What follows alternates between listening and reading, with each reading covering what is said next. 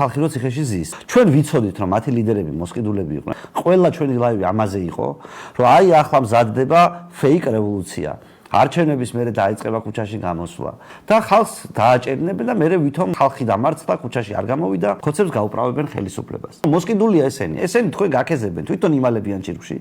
არც ერთი პოლიტიკოსი ციხეში არ ზის მოგეხსენებათ.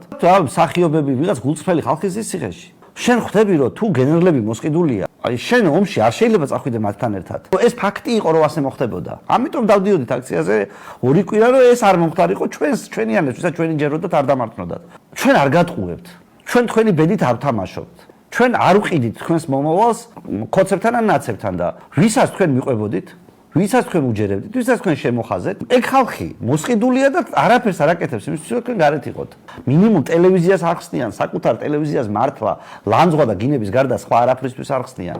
იმდენად არ ქცევენ პატივს. მე ჩვენ სხვა მეტი არაფერი არ შეგვეძლო იმ მანდატით, რა მანდატით ხალხმა მოგვცა.